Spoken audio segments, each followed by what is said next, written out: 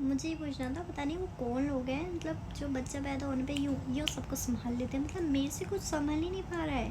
जब से मेरा बच्चा पैदा हुआ है मेरा पूरा घर ऐसे बिखरा रहता है, मैं ऐसे अलग आलकस में पड़ी रहती हूँ। मुझे लगा था ब्रेस्ट फीडिंग कराना कौन सी बड़ी बात है, लेकिन बात बहुत बड़ी है। मुझे कुछ लोगों ने बोला भी था कि बोतल लगा दो, तुम्हें दिक्कत होगी फिर। और मैंने सोचा था अरे क्या बोल रहे हैं, 6 महीने तो पिलाना है अपने बच्चों को, क्या दिक्कत है इसमें। और मुझे भी यही लगा था, लेकिन अब पता चल रहा है कि क्यों बोल रहे थे और क्या दिक्कत है। क्योंकि मैं सारी रात नहीं सो पाती, पूरा दिन ये चिपकी रहती है। हम कहीं बाहर जाएंगे तो भी ये चिपकी रहती है। मतलब बाहर जाके भी थोड़ा मतलब दूध पिलाना थोड़ा मुश्किल होता है, ऐसा नहीं हो पाता है वो चीज़। सब ऐसे देख रहे होते हैं जब पता नहीं क्या ही करा रही हूँ मैं। और मुझे खुद भी बहुत शर्म आती है, पर क्या कर सकते हैं, अभी ऊपर का नहीं पीती है, मेरी ही चिपकी रहती है और सारी रात मैं सो नहीं पाती हूँ। अभी भी चिपकी हुई है लड़की। मतलब कि पता नहीं कैसे कर लेती है कुछ लड़कियां, मतलब बच्चे पैदा और एक के बाद फिर दूसरा करने की सोच रही होती है। मुझे कोई आकर बोलता है अरे दूसरा बच्चा कर लो, मैं तो अबे पागल है क्या, अभी तो एक किया है और मैं दूसरा भूल जाऊँ, सोचूंगी आगे जाके 5-6 साल बाद करना ही नहीं करना। और मैं कुछ नहीं कर पा रही हूँ सच बताऊँ तो।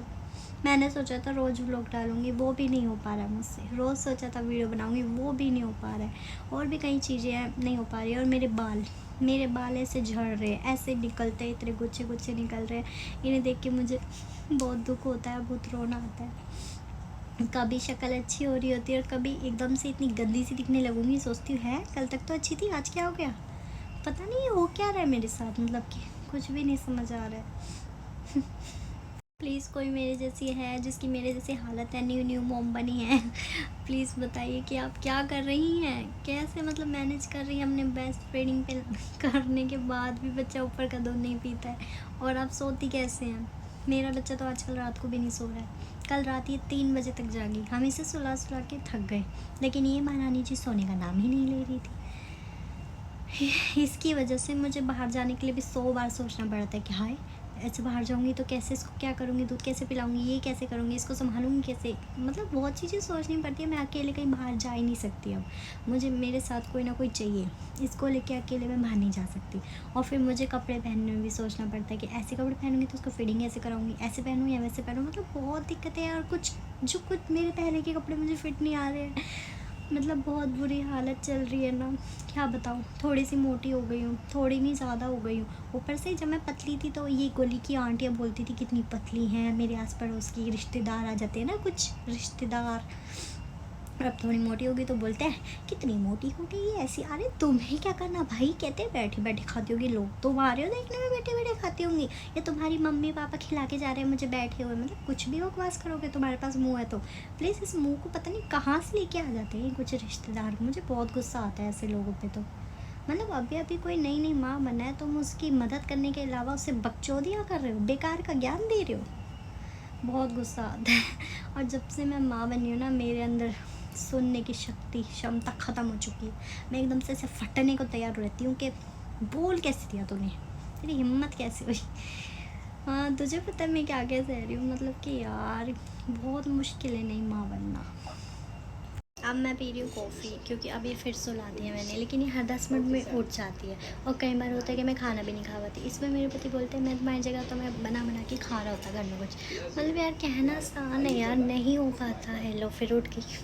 मतलब ये नहीं करने देती है मुझे। जो समय मिलता है उसमें मैं कुछ छोटी चीज़ें खा पी लेती हूँ, छोटी मोटी चीज़ें बना लेती हूँ, पर खाना बना के कभी कभी नहीं खा पाती हूँ। ये नहीं करने देती है, एकदम से ऐसे उठती है नहीं।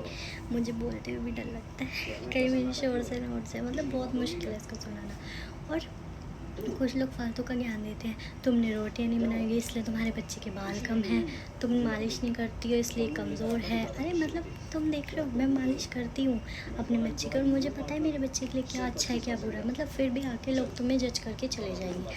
मतलब यार हद होती है पागलपन की भी। पता नहीं कहाँ से ये लोग इतनी बकवास लाते हैं। मैं इन लोगों से बहुत दुखी हो चुकी हूँ, समझ नहीं आता कभी कभी तो क्या करूँ।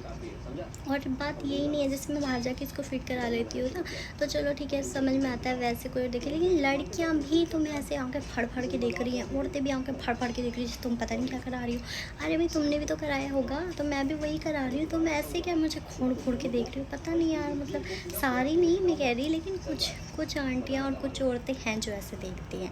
मतलब तुमने भी तो अपने बच्चे को कभी फीड कराया होगा ना, मैं भी वही करा रही हूँ, तो तुम मुझे ऐसे क्या देख रही हो? अब मैं क्या ऐसे पूरा छुप जाऊँ कहीं जाके? कहाँ कराऊँ? रोड पे? मतलब हम रेस्टोरेंट में गए थे खाना खाने, अब हम बाथरूम में जा रही थी इसको फीड कराने के लिए, तो वहाँ पे औरतें आंटियाँ ऐसे देख रही है, इसमें पता नहीं क्या कर रही हूँ यार। मेरे को खुद को इतनी शर्म आ गई कि मैं क्या कर रही हूँ यार, नॉर्मल सी चीज़ कर रही हूँ, फिर भी मतलब हद होती है यार। ये देखिए, ये मुझे कॉफ़ी भी नहीं पीने दे रही है, मतलब उठे जा रही है बार बार। आप देखो कितनी बार तो इसे सुलाती हूँ फिर उठ जाती है, मालिश करके सुलाया था फिर भी उठ जाती है। समझ नहीं आता क्या करूँ मैं इसका, क्या करूँ? बोलो बोलो। इसको पोटी कर रही हो तुम? तो मेरी बेबी ने पोटी कर दी है, अब हम इसकी पोटी साफ़ करेंगे। अब पोटी का ब्लॉग तो नहीं डाल सकती ना, तो इसलिए हम इसको यहीं पे ख़त्म करते हैं फ़िलहाल के लिए। बहुत ही ज़रूरी इमरजेंसी आ चुकी है जो हमें इस वक्त करनी है। न्यू मोम बनना मुश्किल तो है, लेकिन क्या कर सकते हैं। तो वानी को मंदिर हो गई है और आज ही है मंदिर, मंदिर है,